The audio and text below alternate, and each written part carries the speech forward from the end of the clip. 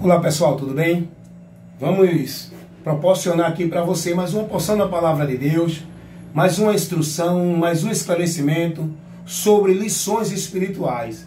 Vamos falar um pouco sobre escatologia, sobre o assunto anticristo, né? É bem simples, não precisa, confundir a mente das pessoas querendo impressionar com estudos escatológicos dentro de uma profundidade e tal. Vamos pregar aquilo que a gente aprende simples nas Escrituras, não é? Muita gente faz questão de mostrar os seus termos técnicos, seu conhecimento teológico dentro dos seminários, para dizer que os seus diplomas, seus anéis de doutores têm que ser respeitados. Não, nós temos que respeitar, não é, as pessoas em si, mas aceitar é a palavra.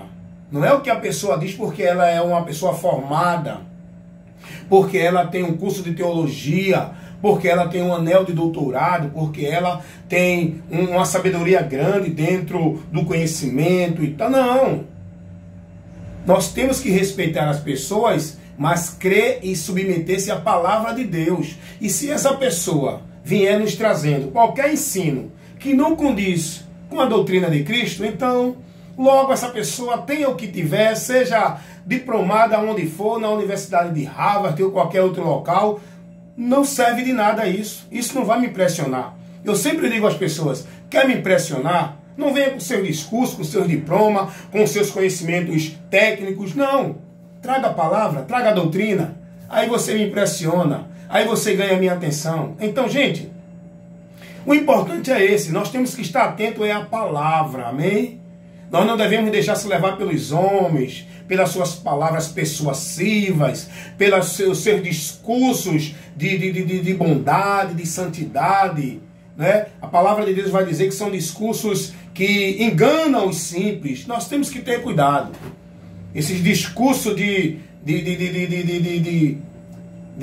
amor, discurso de Deus, discurso de benevolência, que não condiz com a palavra. Tem que estar na palavra. Não venha falar de amor de Deus se não estiver na palavra. Tá bom, meus irmãos? Então, é importante a gente ser prudente para analisar a palavra. Não é? Então, a palavra de Deus, eu quero falar um pouco aqui, que eu estava logo mais aqui, há pouco tempo, aliás, eu estava instruindo o irmão sobre a questão do anticristo. Tem muita gente preocupada com isso, irmãos, com o anticristo, quem será, é fulano, é ciclano, e tem irmãos que entram na especulação, uns dizem que é Bolsonaro, outros dizem que é Macron, aí outros dizem que é Lula, outros dizem que é o Papa, aí etc, e vai por ali. Aí eu estava conversando com esse irmão agora, e esse irmão estava dizendo a mim, olha irmão, o anticristo já está no mundo. Eu disse, meu amigo, meu irmão, deixa eu te dar uma orientação bíblica diante disso. Primeiro, não se preocupa com o anticristo não é para a igreja. O anticristo é para Israel, o povo, nação. A igreja não vai estar aqui quando este homem do pecado, ele se manifestar. E eu estava dizendo ao irmão, falando para ele, ensinando a ele, baseado, estruturado na palavra de Deus, na Bíblia. Amém? Na Bíblia. Se você pegar a Bíblia, vai analisar lá em Tessalonicenses, no capítulo 2, 2 Tessalonicenses, no versículo, vamos ler lá do versículo 4, 5, 6, 7 e 8. Você vai ver que a palavra de Deus vai nos revelar que o espírito do anticristo já opera. O espírito, ele está atuando em espírito, mas ele ainda não se revelou, porque há um que o impede de que ele se manifeste e apareça. Quem é esse um? A gente tem que analisar esse detalhe, estudar esse ponto e buscar, examinar para entender o que é esse um. Esse um é a luz de Deus que está no mundo ainda. O mundo é treva. A luz é a igreja, que está guardada, conduzida pelo Espírito Santo. Quando essa luz, que é a igreja, for tirada daqui da terra, aí as trevas vão reinar. Aí vai acontecer o tempo, das trevas reinarem, aonde Deus vai permitir com uma finalidade. As trevas ainda não estão reinando.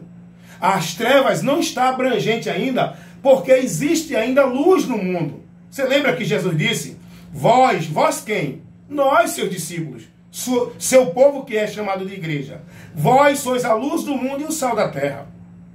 Você já observou que a luz ilumina o ambiente escuro? e que o sal dá sabor àquilo que não tem sabor, que é desprezível, repugnante, este mundo ainda está sendo preservado porque existe o sal aqui, que é a igreja. Esse mundo ainda tem a luz ainda para iluminar os que estão nas trevas, porque a igreja ainda está aqui. Mas quando a igreja for tirada, que é a luz do mundo e o sal da terra, o mundo vai ficar sem sabor, repugnante, e o mundo vai entrar nas trevas, que é o período do reino das trevas. Deu para entender? O próprio texto lá em 2 Tessalonicenses 2 vai dizer que Deus vai permitir a operação do erro nesse tempo. Quando o anticristo se manifestar, ele vai permitir a operação do erro. Isso quer dizer o quê? Que Deus vai dar total liberdade para a ação do enganador, de Satanás, sobre a humanidade. Aonde as trevas vai ter o seu período de reino, vai ter o seu período de glória, porque este homem chamado anticristo, que vai ser um governante mundial, este homem vai ser levantado por Satanás, aonde toda a personificação de Satanás vai estar neste homem. Deus vai permitir isso com uma finalidade, sempre eu digo aqui nos meus estudos, para o povo de Israel. O propósito de Deus permitir a ação do anticristo é para o povo de Israel, um propósito que Deus tem com essa nação. Então vamos lá. O irmão disse, não, mas o anticristo já está no mundo, já opera. Eu digo, não, irmão. A Bíblia não ensina isso. A Bíblia diz que seu espírito já está atuando, já está sendo trabalhado, montado a plataforma, montado todo o sistema para que quando ele se revelar, ele esteja já com tudo pronto para ele governar, como está escrito, o governo mundial. Olha, faz séculos que os homens vêm trabalhando nesse governo mundial. Já teve muitas tentativas de unificar e criar um governo mundial. O governo mundial só vai se dar quando a igreja for tirada deste mundo. Aí entra o caos no mundo, entra a perturbação no mundo. A partir daí é que se revela esse homem da iniquidade, o anticristo, e vai trazer uma solução, uma falsa paz, vai trazer uma organização ao mundo. A partir daí ele vai ser venerado como salvador do mundo e vai ser o governante mundial. Aí sim vai entrar o período do anticristo nesse momento. O anticristo só vai se revelar quando a igreja sair daqui, porque a igreja é oposição ao reino das trevas. As trevas não têm plena liberdade para agir no mundo, por quê? Porque a luz ainda está aqui. Quando a luz for tirada, que é a igreja, aí as trevas vai implantar a sua ação abrangente no mundo. Deu para entender? Com o homem do pecado, o homem da iniquidade, que é chamado de anticristo. Por que anticristo? Porque no começo ele vai firmar um concerto, não é? E esse concerto, na primeira semana, ele quebra no meio da semana, que esse concerto ele vai quebrar, e agora ele vai trazer uma situação para ele. Por quê? Porque o anticristo, aprende uma coisa aqui, meus amados irmãos. O anticristo não vai governar a partir de Londres. O anticristo não vai governar a partir de Paris. O anticristo não vai governar de Nova York, nem do Rio de Janeiro. A sede que o anticristo vai escolher para governar é Jerusalém, lá em Israel. Justamente com um propósito espiritual. Para banalizar as coisas de Deus.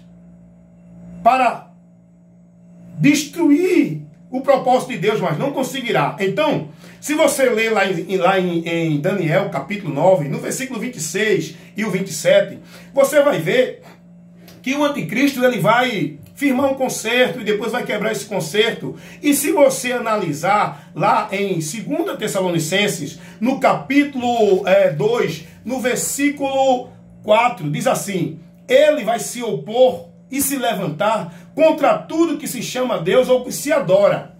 Por isso que o nome dele é anticristo. Anti quer dizer contra Deus, anti-Deus.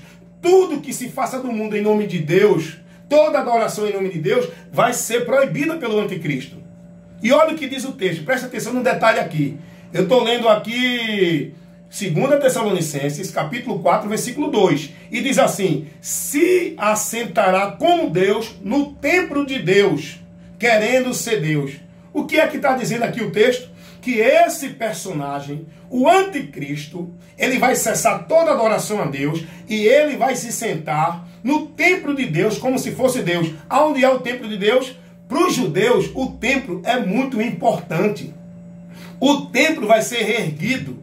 O templo vai ser o local onde o anticristo, isso já é uma ação espiritual do diabo, para banalizar as coisas de Deus, ele vai governar o mundo, ele vai querer tomar o lugar de Deus diante do povo de Israel, que o templo, irmão, para nós igreja não serve de nada, o templo de Israel. Mas o templo para o povo judeu é muito importante. É ali que Jesus vai reinar também, quando ele vier para destruir o anticristo. Então, o texto vai dizer que ele vai se sentar como Deus no templo de Deus. Onde é o templo de Deus? A cidade de Jerusalém.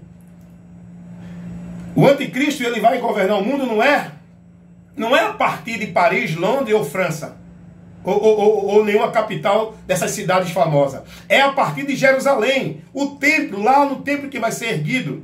E aí, ele vai cessar toda adoração a Deus. E aí é que os judeus vão perceber que o anticristo, ele é um falso Messias, porque ele vai querer receber adoração como homem, e os judeus, eles são, nessa área, eles são muito zelosos. Eles não adoram, eles negaram Jesus porque não conseguiram ver em Jesus a graça de Deus, os sinais de Deus. Mas eles não adoram homem. Os judeus têm uma adoração fiel a Deus. Eles só adoram o Deus de Abraão, Isaque e Jacó. E quando esse homem, esse governante, querer tomar a posição de Deus, aí é que vai se dar a oposição do povo de Israel. O povo de Israel vai se opor contra o governo do anticristo. A partir daí surge a grande perseguição contra os judeus e contra todos que venham adorar ou prestar culto ou adoração em nome de Deus, vai ser perseguido. É o que diz lá em Daniel, vai quebrar o concerto ele. E ele vai lançar uma grande perseguição. E a partir daí o anticristo vai juntar as nações para tentar destruir o povo de Israel. Para tentar banir, porque essa é a vontade do diabo desde que Deus levantou esse povo. É destruir esse povo. E esse povo permanece até hoje porque Deus é soberano. Deus é quem mantém esse povo existindo de pé. Um povo que foi levantado como nação. Um povo que não tinha terra, um povo que era fraco, andando no deserto. Deus fez desse povo hoje uma nação poderosa, que é a nação de Israel. Tem um trabalho escatológico aí com o povo de Israel, através da manifestação do anticristo. Deu para entender? E aí, quando o anticristo se reunir para destruir Israel, é nessa hora que vem o Senhor Jesus Cristo. Aleluia. Não para nós já estamos no céu com ele. Nós viremos com ele. É nessa hora que vem Jesus para o povo de Israel. É o que diz o texto lá em Apocalipse. E todo olho o verá. Essa é a vinda de Jesus. Essa é a segunda vinda de Jesus à terra, porque no arrebatamento Jesus não vem à terra, a igreja vai ser tirada da terra. Então, a segunda vinda de Jesus à terra é quando ele vier para libertar Israel. Todo olho verá, todos vão ver, vai ser uma vinda literal para o mundo inteiro, vai estar sendo gravado.